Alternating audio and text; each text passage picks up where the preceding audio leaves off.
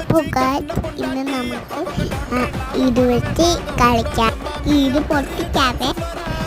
ഇത് ഭയങ്കര ചോറ്റാണ്. ഇത് ഭയങ്കര മണ്ണ് പോലെയാണ് ഇരിക്കണത്. അപ്പം ഞങ്ങൾ കുറേ നേരം കളിക്കപ്പോൾ എടുത്തു വെച്ചു.